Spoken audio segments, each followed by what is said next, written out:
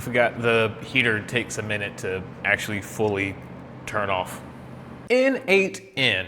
It sounds like a modern day boy band, but what it really is, and I quote, a flexible AI workflow automation platform. It's a mouthful. And it's been getting a lot of popularity within, I wanna say the last about 2 years. I would say 2 years ago is when it really started to climb in ranks about me seeing it talked about and actually pulled in and leveraged in people's projects.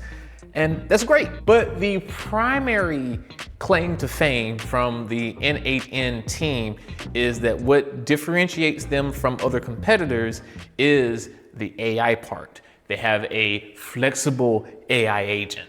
And if you head over to the n8n.io website, you can see on the home page, it shows you kind of the UI build for their automation flows, where you have a starting point where there is a form submission. It goes through to the AI agent, who then references various different platforms, and it checks to see if it needs to actually pull from the intra ID to either create a user or update a user.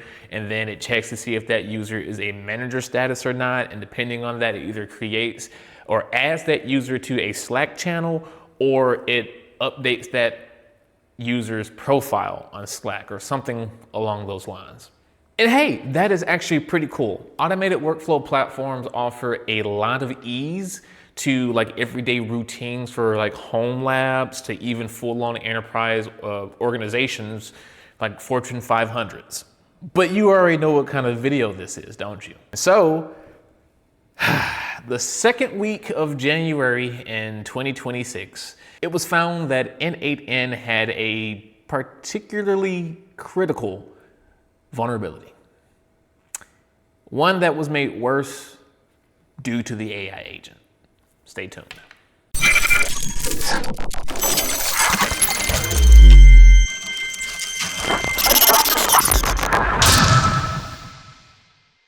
To cut to the, oh, did I scare you there? I'm so sorry.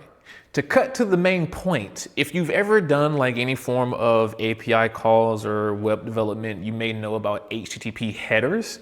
Well, there's a header attribute type for content-type. And essentially what the problem stems from is there is no validation from n8n on that particular attribute for HTTP headers, which means a middleman or a bad faith actor can actually try to upload a file or submit a form and manipulate that attribute to essentially have a different file on the platform referenced. And this file can be, say, a file that contains credentials or sensitive data or whatever you want. Once that file has been retrieved, the user can then manipulate or leverage the AI agent to ask questions about a file, even though the file might be a different one that you are like masking. Like you ask for file A, but the manipulation is to pull a different file. So then the AI agent is referring to the target file, even though it's now reading the contents of the mal-pulled file, if that makes any like layman sense, right?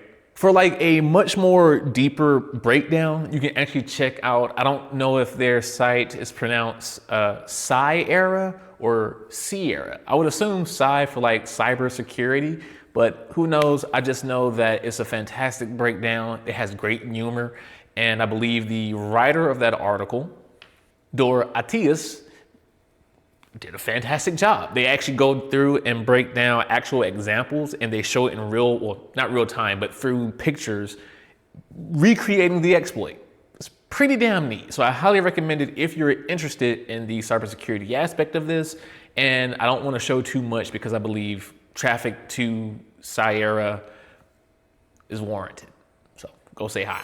But there is a solution for anyone who is running a deployed n8n platform, instance on either their home lab or in a virtual machine somewhere, or like a VPS, virtual private server. Just update to the latest patch or above, which is 1.121.0, And that should actually rectify most of the issue, but you also want to make sure that you are forcing authentication on all forms submitted going forward. The funny thing is though, this particular type of exploit goes to show that it is remnant to a lot of the complaints that you hear from Lewis and myself about AI involvement, oftentimes making things worse unintentionally.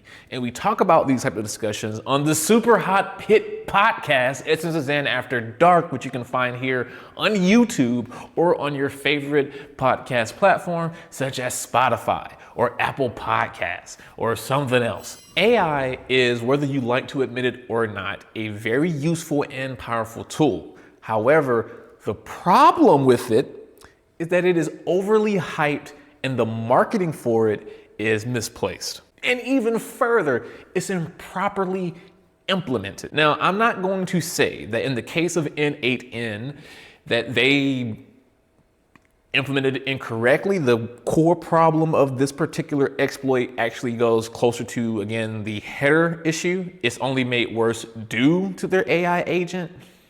But still, if you have better restraints on how an AI agent can access certain files, it should not be able to access your Etsy passwd file. Like that should just be a net standard, in my opinion.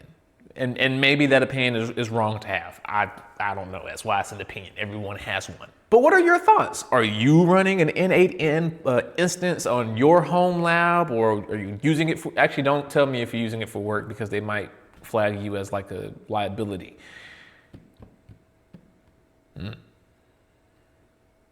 Anyway, keep an eye out for more videos from me, as well as our posts that go up on essencesn.org.